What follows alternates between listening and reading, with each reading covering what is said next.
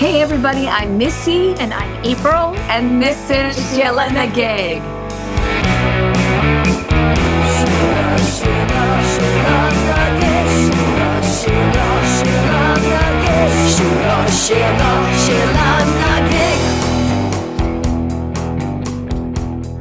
Hey everybody, welcome. Thanks for being with us today. We're always happy when you join us. We have so much to share. Yes. Of course, we like to give a little light to a Sheela every episode. That's our goal. right. What are we doing, April? We are fighting the fight and shining the light. That's what we're doing. Oh, you got it right. I got it right. Finally, we did. Yeah. We have a tagline and then we bangle it almost always. Yeah, we do, but we're working on it. Actually, it's not bangle it. it, we bungle it. Oh my God, I love that you said that. That's hilarious. Somehow I feel a need to mess up our tagline. Yeah. But there we go. It's okay. We did it. And you did it. Fantastic. I'm doing well. How about yourself? I'm just fine. I'm buried in my Irish shows right now, but I'm very happy. Happy St. Patrick's Day season. Yeah, it is Happy St. Patrick's Day season. I did that show on the Queen Mary on Thursday with the jazz band. And then Saturday, I played a 4-hour gig with the Irish band. And then yesterday, I played another 4-hour gig with the Irish band. I'm back on the Queen Mary. And then tonight, I have a little gig. And then tomorrow, I have 3 gigs. I'm excited on your behalf, but excited. It is St. Patrick's Day, though. Happy St. Patrick's Day. By the time you're listening to this, it's going to be past St. Patrick's Day. So, yes. But we are very excited because we have a special guest today. Yes, we coming to us from Plymouth, Massachusetts. We'll tell you a little bit about her. Our guest is Miriam O'Neal, and her poems and reviews have appeared in many journals, including Agni Blackbird Journal, Cathics Journal, the Guidebook, the North Dakota Review, and elsewhere. Her collection, We Start With What We're Given, was published by Kelsey Books in 2018. She's a 2019 Pushcart Prize nominee, the 2019 Prince Muir Poetry Prize, and being a notable poet in the 2019 Disquiet International Poetry Competition. Miriam is also the founder of the Off the Shelf, a poetry reading series for public libraries. She's most recently written the first full-length biography of Elizabeth Joyce Rivers and her extraordinary life, which you're going to hear about here, in a book called The Lens and the Mirror. Oh, I can't wait. I know. I love that name. Can I say that one of the common themes of our Sheelas, all of our Sheelas, is that they are so accomplished, and clearly, Miriam joins that list of women who've done so many amazing and phenomenal things. Absolutely. So we always love that we get to, talk to a Sheela, but then she introduces another Sheela. So we get a twofer. We get a twofer today. And just a quick little note. I mean, obviously, Miriam is going to tell us more about Elizabeth Joyce Rivers, but she was a British modernist artist, and she lived in the Aran Islands from 1935 to 1943 and in Dublin from 1946 until her death. Betty, as her friends knew her, chose a solitary life dedicated to her art. She worked in oils, wood engravings, pen and ink, stained glass, and in her 50s studied sculpture. So welcome, Miriam. Welcome, Miriam. We're so happy to have you. Thank you. Yes. Thank you. Yes. Oh, thank you for inviting me. And I think it's lovely that we're having someone who lived in Ireland the day before St. Patty's Day. Absolutely. Yes. Absolutely. I love that. Serendipity. It's lucky. It is. It's luck of the Irish is what it is. Yes. Yes. And Miriam knows our dear friend, Jen Hitchcock. That's right. And Yeah. Jen featured her Sheela, Yep. Nikki Han. Hahn, Yeah. which was on one of our earlier episodes when we first started our podcast. Yeah. And I have to say, Jen was very instrumental too in the early days of our Yes, podcast. she was. We were so grateful. She really helped us with so many things, so many aspects. I don't think we could have gotten it off the ground without Jen. So shout out to Jen Hitchcock. And now she's brought us Miriam, which we're so happy. We're so happy. Yeah. And you're coming to us from Plymouth. How's the weather there? It's pouring rain.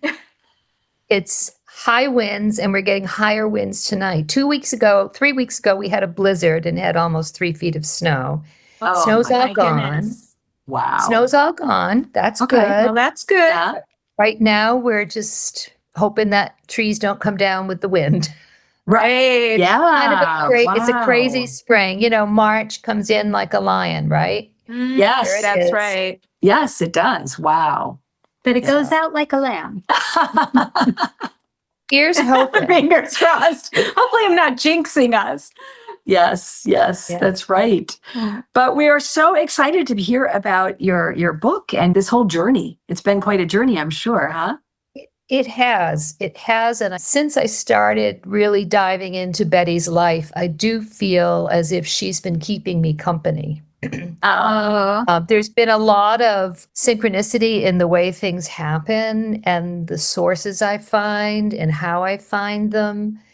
And I've created this whole, she's helped me create this whole world of people who are interested in her life from all over the place. I have a woman from San Rafael, California, who found diaries in her brother's garage. Wow. I have a geologist in Cornwall, England, who went into his tool shed behind his house and found his mother's journal.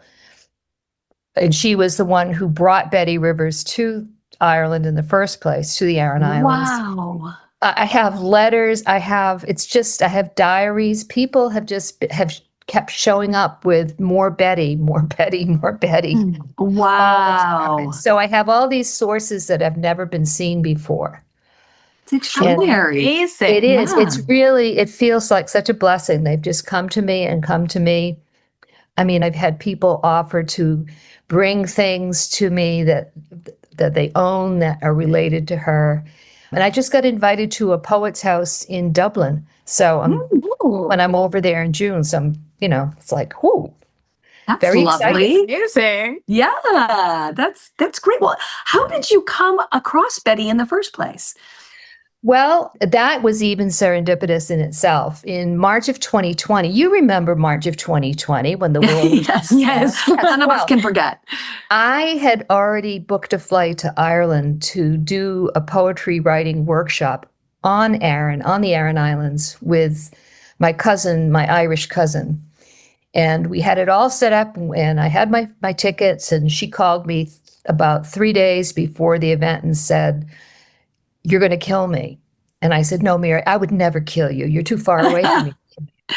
And she said, "Well, it turns out that there's a big country music festival at the only hotel that's open in March on the island. And all the rooms are booked. So our students don't have any place to stay. So the people who are going to come from the mainland, it was supposed to be this nice long weekend on the island. And we were going to do workshops." I said, "Well, I'm coming anyway. We'll find something to do." Right. And my cousin had been putting out a magazine called Women Who Dared once a year to celebrate International Women's Day in Ireland. And I'd been writing for her and about people related to women related to Galway. And so I said, "Well, so-and-so's estranged husband, who was a novelist, lived on Aran. Maybe we can find something about him since we're going to be there." Anyway, and we did. And it was mixed in, and his papers were just in a big box, and mixed in with his papers were these letters and cards. And this one name kept coming up, and it was Miss Rivers for Betty. Those two, "Please say hello to Miss Rivers. Please tell Betty Rivers we said hello." All the cards coming into to the writer. And then a few letters between himself and her. So I started looking her up, and I found out that she was this artist, and who had lived there. And then it sort of took on a life of its own. Wow. Very cool. Very cool. And what was it specifically about Betty that drew you in and had you keep digging? Well, there were a few studies of portraits she had done of islanders. And actually, the final copies are a triptych, and it's called Old Man of Aran and Young Man of Aran. But some of the original pencil studies for those portraits were mixed in, and I was really intrigued by her style, her sketching style, very quick, very spare. And in all the writing that I found about her as an artist, they always talk about her draftsmanship, the quality of her draftsmanship. So that started me. But then my cousin's partner was with us, and he is a factotum of Irish culture and literature. And I started reading names on all these cards, and he would shout, "Oh, Delia Murphy, Irish folklorist," and then a folk song collector. And then I'd say another name, and he'd say, "Oh, Ernie O'Malley. Oh, yeah, our IRA man turned art critic." And so these names, so we started making a list of all the people who had been on the island, because it was clearly this correspondence all had to do with people who had visited. And it began to look like there might have been an artist colony. Oh, wow. Which was our first guess. Yeah. Which it turned out not to be. And I think it's even more interesting is that these were people who came and went from Betty Rivers' house, the house that she rented on the island. Oh. And so she was sort of the artist colony. She was the artist. She was an artist colony of one, right? Oh, my goodness. And she had all these wonderful, amazing people, artists and musicians and photographers who came and stayed with her. And she had other people too, but there was this stream of people who were connected to the Irish art scene. Nice. So I thought, okay, we have to find out more. So I went and looked. Of course, we go right to Wikipedia. And Wikipedia says modernist artist, blah, blah, blah, blah, Paris, blah, blah, England, blah, blah, Ireland, blah, blah. Not really much, just very bare basics. But those letters and cards told me something very different. The letters and cards I found told me there was a whole life, a lived life. Yes. For this woman. And that's what I was interested in. Yeah, absolutely. Now, when was Betty born? Like, what was her background? She was born in Sobridgeworth, England, which is northwest, I believe, of London, maybe a couple of hours. And she grew up on a tree nursery. Her family had 4 generations of nursery experience, and they did fruit trees. And so she grew up in this sprawling 600-acre plot of land. It was a very, I call as you were probably, and I was, a free-range child. She went barefoot all summer. She climbed trees. She camped out with her father and mother. Her father had been a cowboy in Colorado. He had gone over to Colorado from England and lived in Colorado for, I think, 10 years and worked on a ranch, and then eventually bought land and had plans to stay until he was called back home to run the nursery. Oh, wow. So if you look at a cowboy picture of a father. I know. So, and her mother was a classical musician who had spent time studying and living in Germany. So there was a big old feel to this family. Yeah. Opposites attract.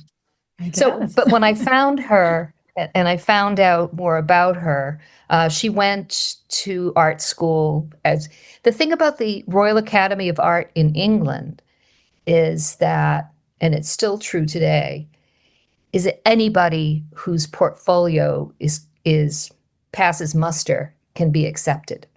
It doesn't mean that they give you any money. I mean, you have to find your way, your own living and all that.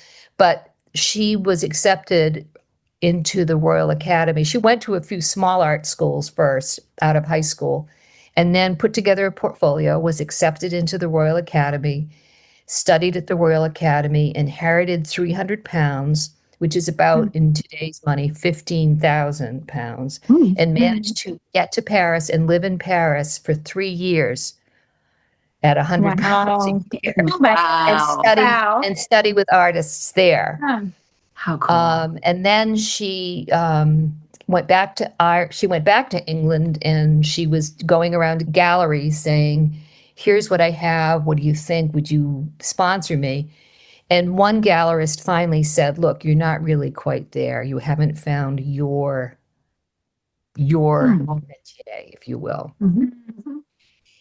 And at that very moment, one of her good RA friends, Tats Elton, said, "Oh, Betty, listen, you have to go to Aran with me. I've been to Aran. It's beautiful. You'll love it. You can paint. It'll be great. We'll have a holiday." And she did. They did, and she never left. She never left. I knew that was coming. She went for a summer painting holiday and immediately fell in love with the place. And she and her friend Tats made arrangements to rent a cottage and use it as a guest house to support themselves. So they'd be on the guest house in season, and then off season, they could do whatever they wanted. Now, Tats only lasted 2 years. She ended up getting married to a British Army officer and going off to India. Don't you know? Yes, don't you know? But Betty stayed on, and she lived there until she left. She lived there full time, painted, ran the guest house in the summers. Her letters are hysterical when she tells about various guests, some of whom are a little bit hoity-toity, shall we say, and think that they don't realize that they're on an island in the middle of the Atlantic with no extras, nothing. It's very basic. But they want to know when dinner is served, and it's they're picky. But she made friends with all of her neighbors. Her community loved her. Now, one of the things that happened that is important to know about her is about this experience is that she was living in what is known as the Man of Aran cottage. Now, the Man of Aran cottage was built by the movie director Robert Flaherty, who was one of the earliest documentary filmmakers. Oh, wow. And he had made a film in the late 20s up in the Arctic, in the Canadian Arctic, called Nanook of the North. Then I know that movie. Yeah, you know that name, right? We know it. Then he'd gone off to Polynesia and made a movie about an equally remote place. And he and his wife were on an ocean liner headed for England when they met someone on the ship who said, "Oh, if you like remote places, you must go to Aran. You must go to the Aran Islands. It's so primitive." It's so he went to the Aran Islands on a visit, loved it, decided he would make a film, and he made a film called Man of Aran. Okay.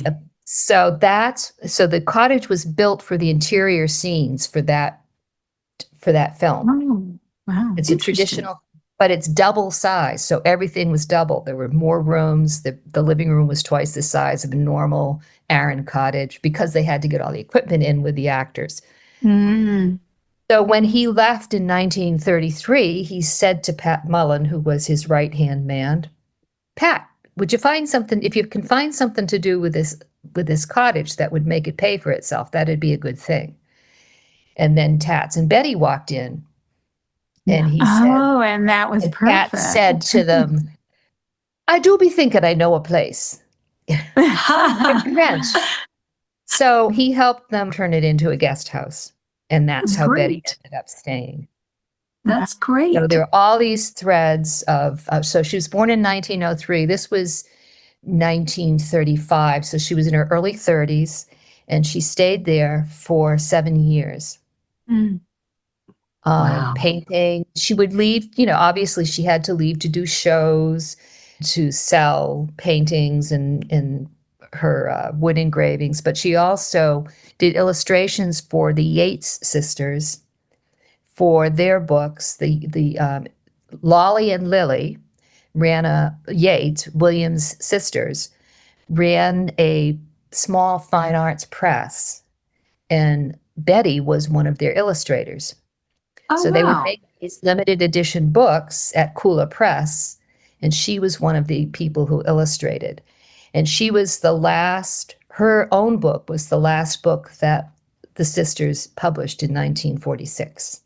Wow, interesting. So she was in everything. She was in with the Yateses. She was in the modernist artists. She was working with, there was a shop called The Country Shop in Dublin, and it was created by a woman named Muriel Gahan. And Muriel's work was in reviving Irish arts and crafts in the 20s and 30s and 40s. And the Dublin shop was where all these Irish crafts from all these there was a country women's association, and all their crafts went to the Dublin shop to be sold. So Betty became what's the word? Interlocutor. She became the connection between Aran and the country shop. She helped people, the crafters, the knitters and the weavers and the basket makers and the doll makers on the Aran Islands get their goods to Dublin. Nice. Yeah. Wow, And she's a businesswoman too. She was really good at making connections. Mm-hmm. And she had tremendous respect for the artisans on the island, the people, the Araners themselves. And that comes through in everything that when she made art, if she made a sketch, a portrait of someone on the island, it was always welcomed by the person being sketched. She could go and observe people make sketches while people were gathering seaweed or seeding the drills or whatever it was they were doing. Betty might show up with a sketchbook, and they were completely happy to have her there. She was doing her work while they were doing their work. And she had sort of an open door policy about the cottage, and people in between their chores, neighbors might just pop in and sit by the fire and watch her work. They didn't talk. Yeah. They sat and visited quietly, So she was a real part of this community. The only person in the community who had it out for her was the Catholic priest. Oh.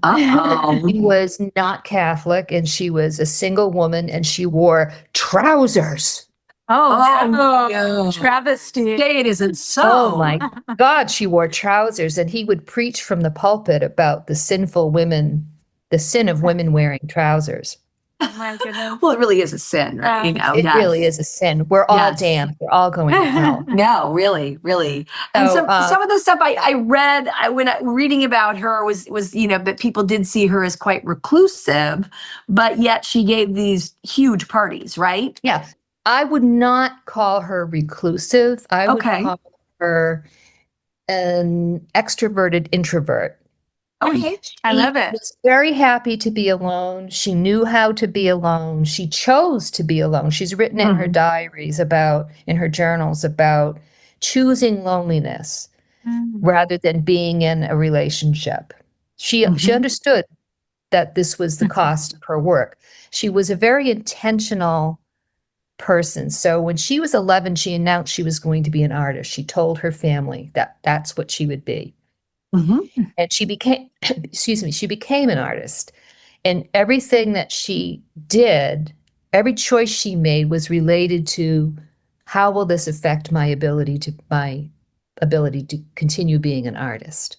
Wow. And she was very happy to be alone. She knew how to do it, but she loved people. She was not at all antisocial. Right. She threw great parties. When I was on the island back on Inishmore in 2023, I met a van driver, and I always mention, oh yes, I'm writing about Betty Rivers, because they still remember her. The stories have been handed down. That's and amazing. The van driver said to me, yes, I remember my father saying that he'd sneak into her parties. She gave great parties. He's still talking about him. My father would have been too young to be there, but he could sneak in and grab a drink with no one looking. So I'm doing the wrong accent, the wrong dialect, but brogue. Sounds good to us. Yeah. So anyway, she's still remembered. People still keep her artwork, small pieces of her work on the island, and they treasure it. And that's why I've been so excited to keep going back to Aran, because every time I go, I find a new story about her. I'll bet. Yeah. I'll bet. And have you seen a lot of her work? Is that still around? Her work, serendipity. When I first found her, it's the first of those many serendipitous moments was when I understood that she was an artist, and we did what we do now. We go online and we click away, and I found some images. And I saw that they were at an auction house. They had been sold through an auction house in Ireland. So I, being me, contacted the auction house and said, I'm a writer and I'm writing about Elizabeth Rivers, and I'm wondering if you can tell me if there's anybody on your staff, blah, blah, blah, and I hit the jackpot because the person who answered, to whom they forwarded the email, owns her artistic estate. Wow. Oh my goodness. Wow. And so we chatted back and forth for a while by email. And now I think we're probably up in the thousands of emails back and forth between us. I said that I was interested in her story as a writer, not necessarily as an art historian. I don't pretend to be one. I appreciated what I had seen, the artwork images that I had seen, but I'm not here to say whether they're good or bad or different. I just admired them for myself, but I was really interested in her story. And he is an art consultant for this auction house, and modernist art is one of his specialties. And Betty Rivers, he and his wife ended up buying a portion of her estate from the people who inherited it. So back in the 90s, he got letters, he got diaries, he got works of art, he got her easel, he got her wood engraving tools, all kinds of things. Wow, cool. Yeah. So, yeah. So, yes, I've seen her work now. And then when I met him finally I met him face to face in 2023 in Dublin when I went to Aran first, did some research, and then went to Dublin to the archives at the National Library of Ireland. I went into the Betty Rivers archives, and he met me there, and we had lunch, and then he brought out a box. I love these boxes. Oh, yes. It was about the size of it was the kind of box that reams of copy paper come in. And inside it were all kinds of oddments. I call them oddments, little letters and matchbooks with addresses written inside them. She kept everything. It's amazing that she kept everything, because after she left Aran, she moved 13 times.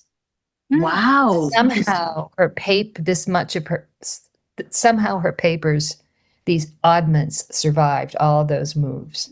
Well, it makes her a good subject because there's a lot of material, it sounds like. Yeah. A lot of preserved material, yeah. Why did she leave Aran? It seemed like such an idyllic spot for her. She went in 1935, and we know what happened at the end of the 1930s. England went to war, and she was British. She never gave up her British citizenship. And sometime in 1942, still on the island, she decided that she would volunteer somehow. Of course she did, because she's a true Sheela. Right. So that's something else. So she left Aran and went to England, to London, and worked as a civil fire warden for 3 years. And people when you hear about the Blitz, most people think about the Blitz as the 147 days or the 47 days in the beginning of the bombing of London.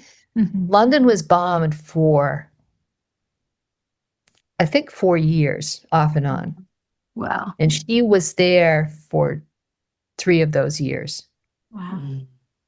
Excuse me. I've seen a lot. About 2.5. She saw a lot. And of course, when you look in her papers in the archives, there are these little notebooks that have pencil sketches that she made as she was going on her rounds. Her job was to go to a bomb site and find who needed what. Like if families had been bombed out, help them help them get to where they needed to go. And so she saw the devastation over and over and over again in the years that she was there. And it got to the point where there's another woman who was a friend of hers who made friends with her on Aran, a woman who came and visited, who also was a volunteer during the war years in London. And in her memoir, she writes about having Betty over for dinner. And it's blackout in the apartment, and they hear the missiles, the bombs coming. Wow. They can tell by now they've heard so much that they can identify what kind of bombs are about to fall by the sound whistling, the difference in the whistle it makes as it cuts through the air. So yeah, so she saw a lot. And meanwhile, back on Aran, her good friend Pat is terribly anxious about her, because Ireland stayed neutral. Yes. Yeah. Too. So a lot of British artists went to Ireland to get away from the war. Sure. And here's Betty going in the opposite direction. And her writer friend, Pat, who lived on the island on Aran, I've seen one letter of his.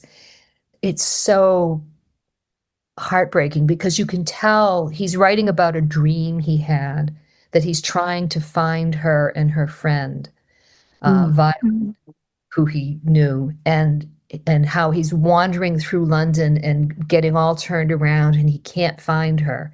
And you can tell he's just terrified of what's happening to her. Of course. That she might not ever come back. But she did go back and she couldn't stay. So it was. Why? She couldn't stay because the house she was living in, Robert Flaherty's cottage that she'd been using. Yes. Guest house. She'd never made any money. She'd always covered her expenses, but she'd never made any. The deal was, if you make any money over the expenses, that's the rent. She never made the rent. She only ever covered the expenses of the cottage. She had the roof thatched and she had the paint done and she had the garden dug every spring, but she never made a profit of any kind. And when Robert Flaherty turned the management of that particular property over to his daughter, and she understood it to be this iconic place because everybody called it the Man of Aran Cottage. Yeah. And she saw dollar signs and raised the rent far beyond what Betty would ever have afforded. And that was the only place she had ever lived on the island. So she left. Okay. And where did she go then? Really sad. Yeah, it is sad. It is very sad. Where did she go after that? She went to Dublin.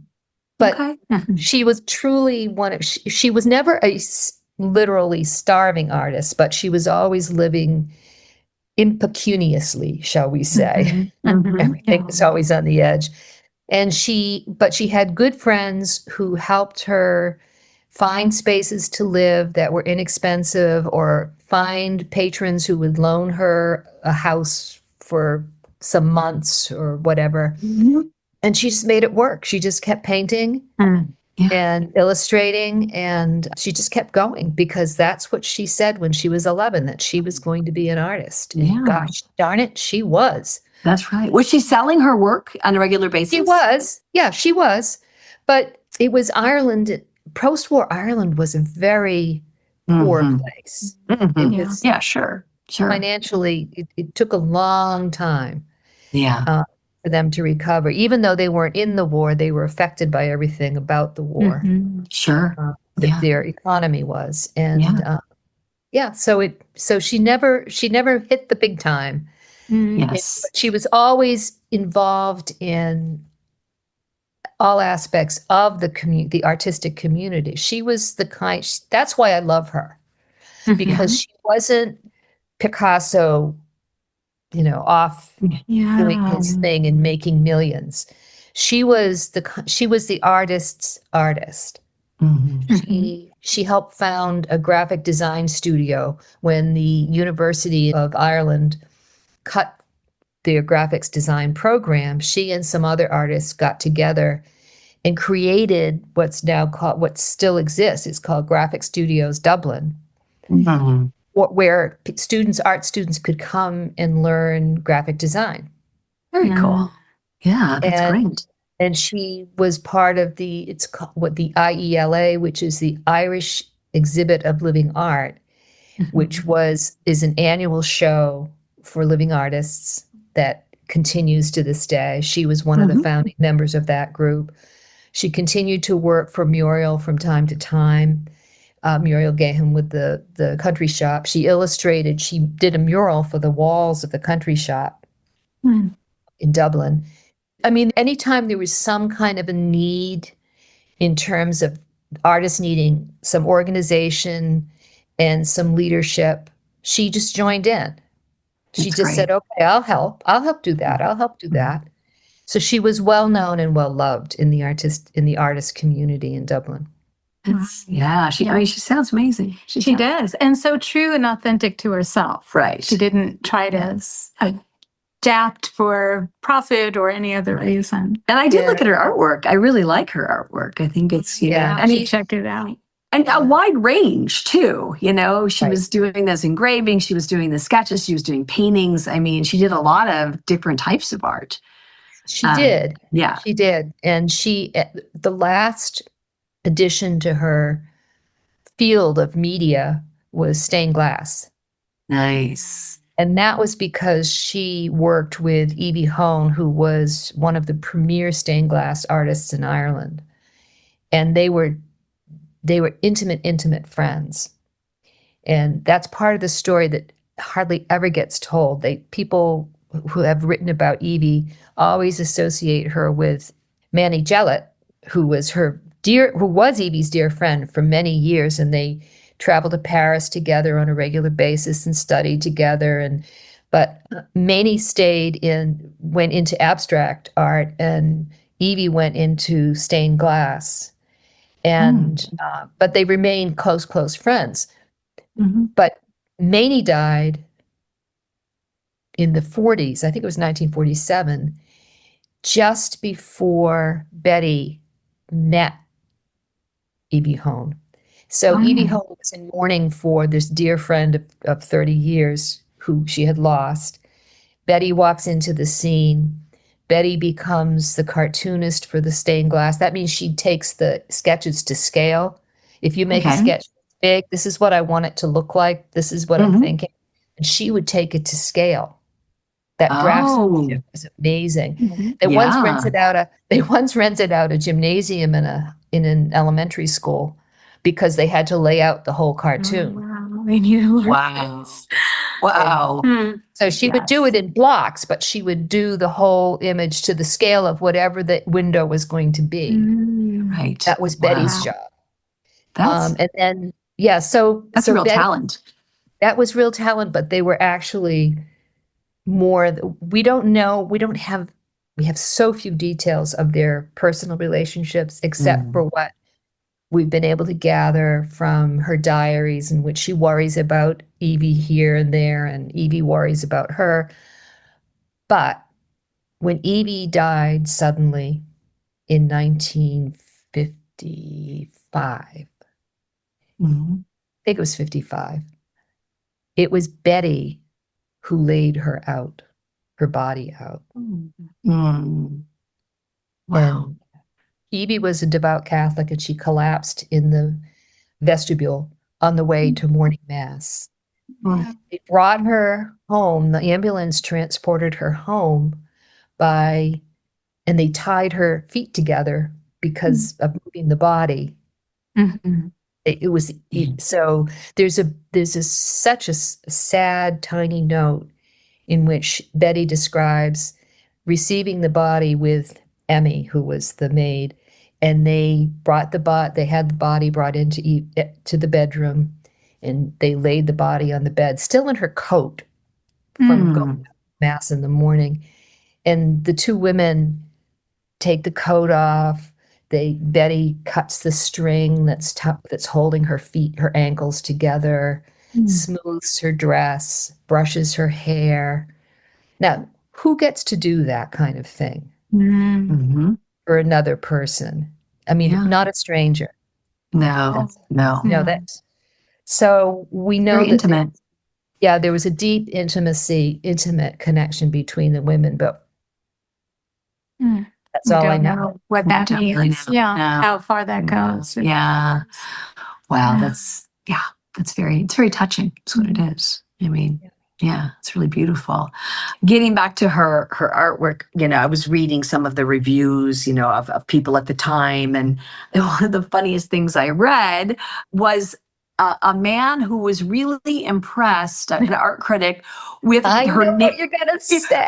her nude naked male sketches were so, he said they were so detailed and so well done. And who Okay. would thunk it coming from this quiet woman? I just thought it was hilarious. I will tell you a good story, a story related to that comment. I shared that comment with, I'm also in regular correspondence with the son of Tats Elton, who went to Aran with Betty in the first place. And I mentioned that, his name is John, and I mentioned that to John, and he wrote back and he said, it was almost like a harumph. He said, of course she would have been good at that. That's what they teach you at the RA. That's what all those at the RA are for. And it was kind of a dig, a woman who knows how to who knows how to illustrate male nudes. Oh my goodness, isn't that amazing?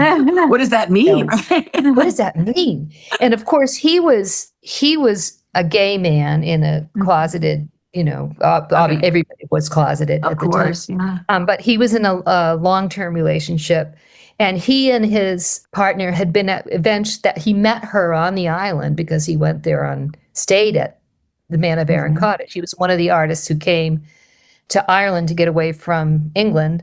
And then, he and his partner stayed at the cottage and were her guests. And she was so open. She didn't care who you were. But the one I thought you were going to tell me, you probably wouldn't have seen this one, is there's one art critic. I've gone through as many reviews as I can find of her work. And one male art critic writes about enjoying the opening, and Miss Rivers' work is very interesting.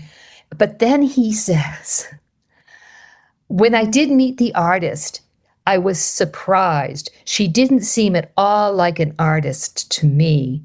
I could imagine making me breakfast, though. Oh, whoa. Oh my gosh. Wow. Wow. I can imagine her making me breakfast, right? Yeah.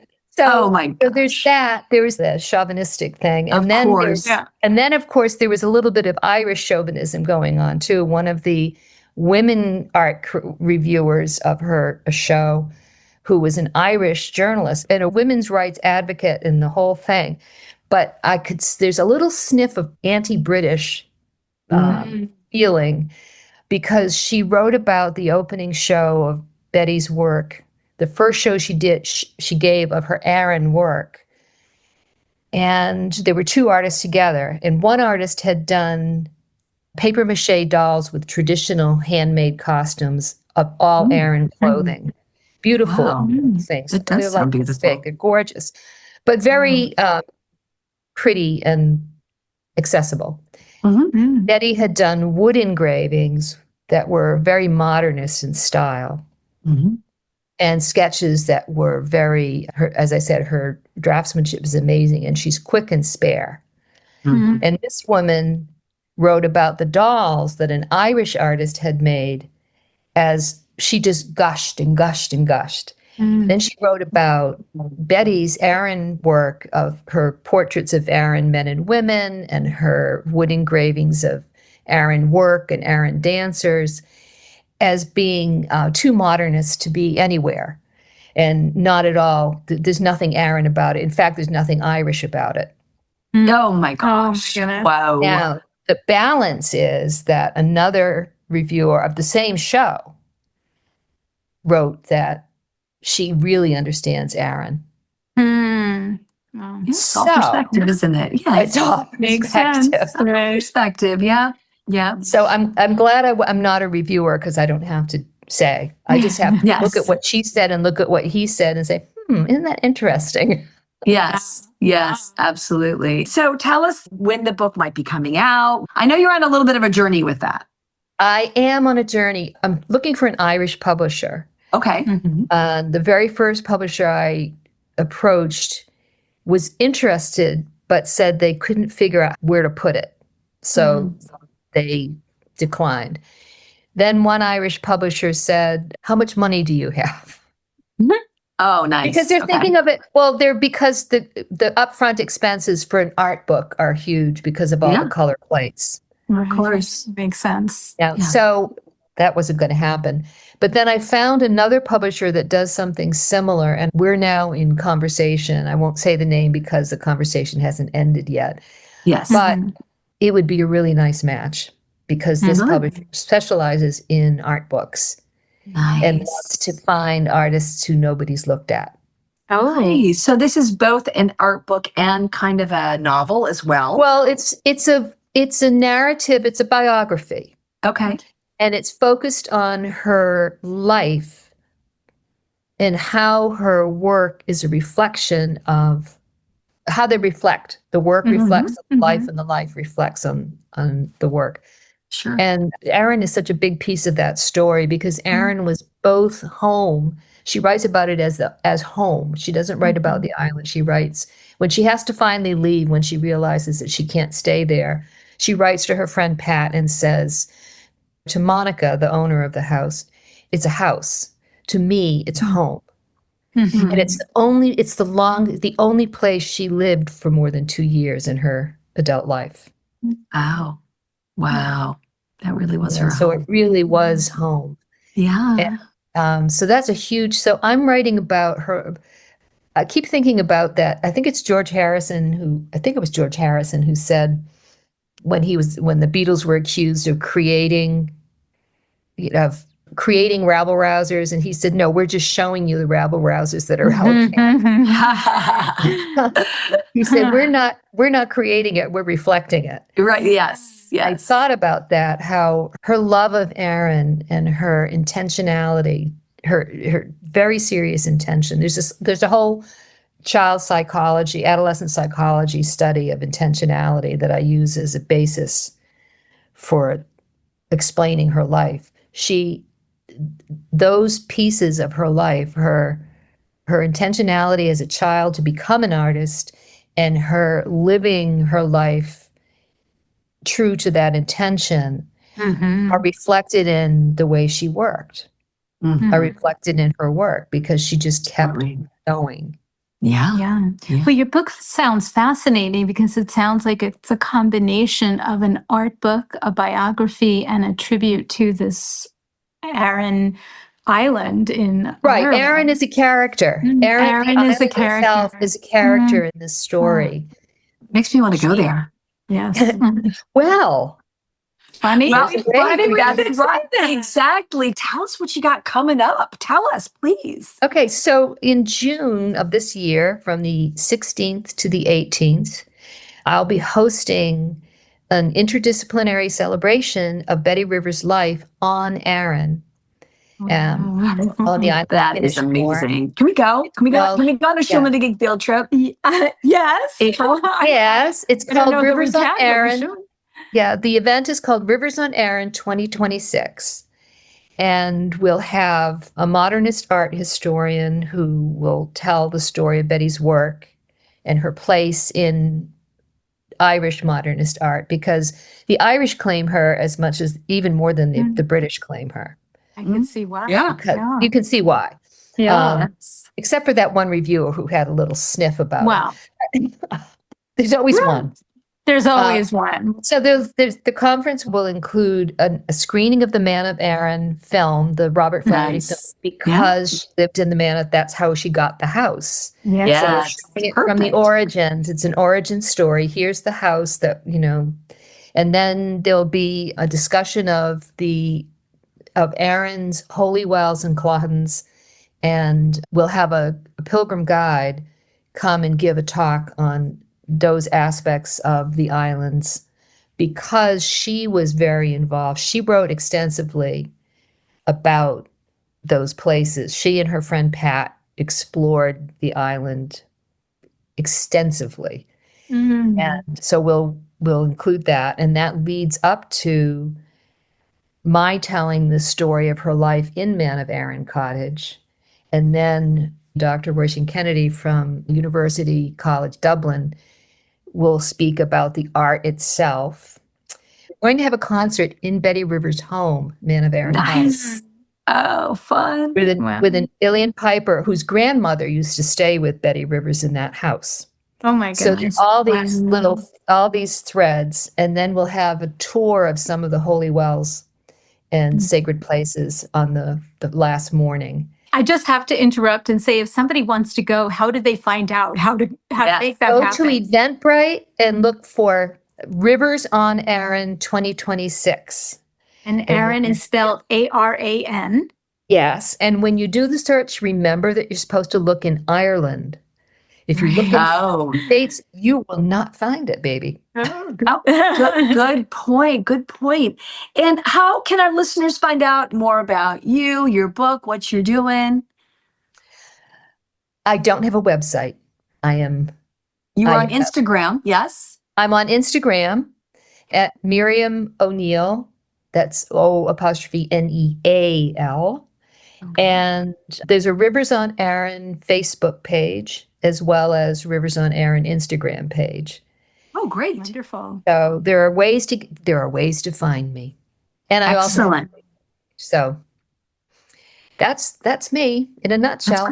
That's great. Well, this has been so interesting. I love learning about that. And I want to go to the event for sure. This just sounds so amazing. Yes, it does. I'll tell you one little thing about the event. One little good story about the event is somehow it's been picked up by the Eventbrite page has been picked up by the Galway Tourism Bureau and the Connemara Tourism Bureau, which I thank God for, because I really want a lot of Irish people to come if they can. And I received an email from a woman. It went into my spam mail because I didn't recognize it. But I looked and I thought, it looks like a real name. I opened it. It was a woman who said, her note said, I would like to know more about Rivers on Aran 2026. I read about it in the FLHS newsletter. And I'm like, FLHS news. So I Googled FLHS newsletter and it came up. Fort Lauderdale High School newsletter. What? And that was what I said. I said, I think there's got to be another FLHS. Exactly. That can't be correct, can it? FLHS Ireland. Okay. Turned out to be the Federation of Local Historical Societies. Oh, that makes more sense. Okay, much more sense. Yes. Yes, that's so funny. But I was kind of hoping, Fort Lauderdale, that would be hysterical. They're already talking about it in the U.S., right? Yeah. History teacher there. None other than. Yes. Yes. So, Miriam, it has been so fabulous learning about Betty and the history and the island of Aran. And I can't wait to check out her art online and see the diversity. What a wonderful story that you contributed today. Oh, yes. Thank you. And we're excited to read your book when it comes out too. We know it. You'll hear about it. You won't even need the internet. You'll hear me screaming with joy. All right. Yeah. Right. Here. And again, it's called The Lens in the Mirror, everybody. So keep an eye out for that by Miriam O'Neal. The Elizabeth Joyce Rivers Extraordinary Life. Yes, absolutely. Thank you so much for joining us. And thank you, everybody, for listening. Thank you. We are always so happy to have you here. And until next time, all right. Bye. Ciao.